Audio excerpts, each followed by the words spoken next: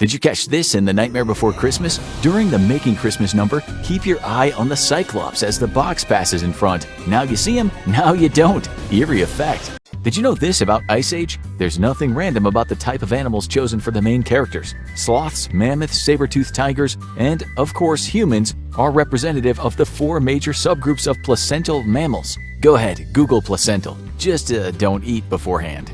Did you know this about Finding Nemo? The part of Nigel the Pelican called for master thespian Geoffrey Rush to convincingly perform as if he had 2 fish in his mouth. How did the Oscar-winning actor accomplish this illusion? He simply held onto his tongue as he said the lines. Did you notice this in Monsters University? When trying to terrify the authorities in the human world, Mike and Sully enlist the help of a little wind-up dolly. The dolly sure sounds familiar, and it should look familiar too, partially. That's because this dolly's head was used by Sid in Toy Story to create Babyface, aka Baby Head, aka Spider Baby. Did you know this about Lightyear? At the film's premiere, Buzz Lightyear's voice, Chris Evans, found himself face-to-face with the voice of much older Buzz, James Brolin, and decided to apologize for beating up on Brolin's son. This was all in jest. Chris was referring to his battle with Thanos as Captain America in Avengers Endgame. Thanos was performed by Josh Brolin.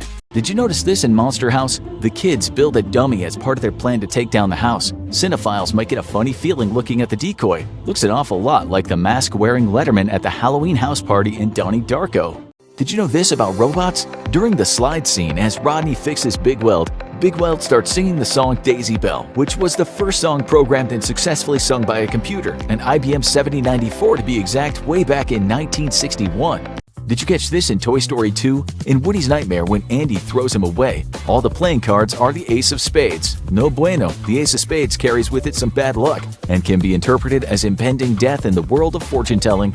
Did you catch this in Ratatouille? All you Finding Nemo fans might want to close your eyes for this one because if you look sharp, you can find Nemo brand caviar on offer at the restaurant. But fish are friends, not food, right, Bruce? Did you see this in WALL-E? When Eve comes to in the Axiom's garbage disposal room, tiny robots scurry around her. Look closely and you'll realize that they're not just tiny robots, but computer mice. Did you know this about Hugo? The guitarist in the train station is actually historical figure Django Reinhardt, one of the first jazz artists on the scene in Europe. You know it's him because the filmmakers insisted the actor not use his 4th and 5th fingers on his left hand, which Django famously burned in a fiery accident. Did you know this about Sleeping Beauty? The fairy tale book at the beginning of the movie wasn't animation, it was real, handmade by the artist Ivan Earl, the man who came up with the look and feel of the whole film. The book is sometimes displayed during special public events.